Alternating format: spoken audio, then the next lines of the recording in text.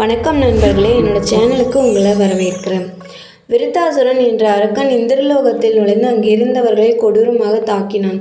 இதை அறிந்த இந்திரன் தன் படையுடன் சென்று விருத்தாசுரனை எதிர்த்து போரிட்டான்.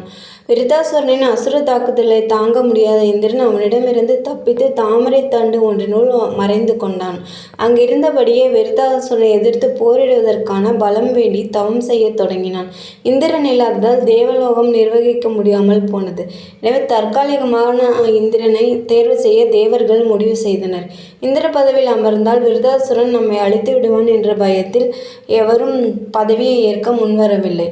இந்த நிலையில் பூலோகத்தில் சிறப்பாக ஆட்சி செய்து வந்த நகுசன் என்ற மன்னனை இந்திர பதவியில் தேர்வு செய்தனர். நகுசன் 100 அஸ்வமேத யாகங்கள் செய்து வந்ததால் அதன் பலனால் அவனை தேர்வு செய்தனர். நகுசனிடம் சென்று தேவர்கள் கோரிக்கையை கூறினர். நகுசனும் ஏற்றுக்கொண்டு இந்திர பதவியை ஏற்றுக்கொண்டான். அந்த பதவியில் அமர்ந்ததும் அவனுடைய செயல்பாடுகள் அனைத்தும் முற்றிலும் மாறிப்போயின. இந்திர பதவியின் பெயரிலான கர்வமும் பேராசையும் நகுசனை ஆட்டி படைத்தது. இந்திரலோகத்தில் இருக்கும் அனைத்து செல்வங்களும் பொருட்களும் தனக்குரியது என்று கூறினான்.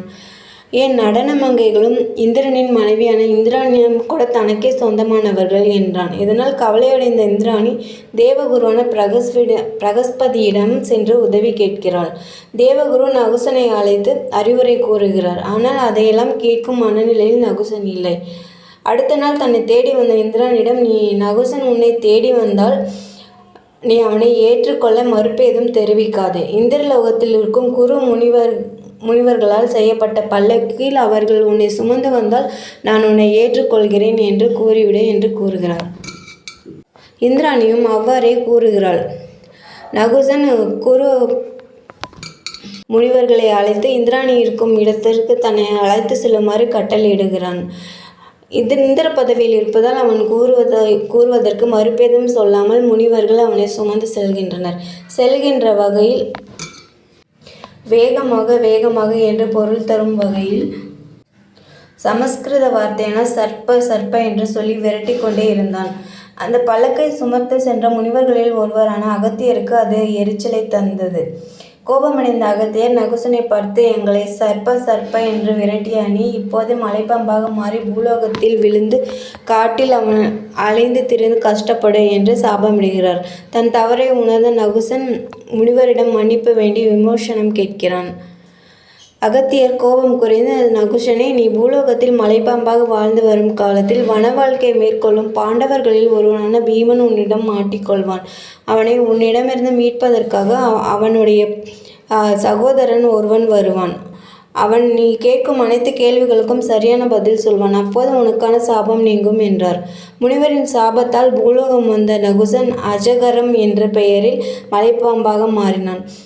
அவனுடைய பழைய நினைவுகள் அனைத்தும் மறந்து போயின. மலைப்பாம்பாக மாறிய பின் அந்த காட்டிற்குள் இருந்த பறவைகளையும் விலங்குகளையும் இரையாக்கி கொண்டிருந்தான் நகுசன். பல ஆண்டுகள் கழிந்த பிறகு பாண்டவர்களில் ஒருவரான பீமன் அந்த காட்டிற்குள் தனியாக வருகிறான். மலைப்பாம்பு வசித்த குகையின் அருகில் அவன் சென்றபோது அவனை சுற்றி வளைத்து கொண்டது. எவ்வளவோ முயற்சி செய்தும் பீமனால் அதன் பிடியிலிருந்து விலகவே முடியவில்லை. அவனை தேடி யுதிஷ்டர் காட்டுக்குள் வந்தார். அப்போது மலைப்பாம்பிடம் பிடிப்பட்டிருக்கும் தன் தம்பியை கண்டு அதிர்ச்சி அடைந்தார். அப்பொழுது நகுசன், நான் கேட்கும் கேள்விகளுக்கு சரியான பதில் கூறினால் உன்னுடைய சகோதரனை விடுவிக்கிறேன் என்று கூறுகிறான். பின்னர் நகுசன் கேட்ட அனைத்து கேள்விகளுக்கும் முறையாக பதிலளித்தார் யுதிஷ்டர். அவரது பதில்கள் மகிழ்ந்து மலைப்பாம்பு பீமனை விடுவித்தது. மலைப்பாம்பு சாப விமோசனம் பெற்று நகுசனாக சுய உருவம் பெற்றான். அவன் யுதிஷ்டனை வணங்கி இந்திரலோகம் சென்றடைந்தான்.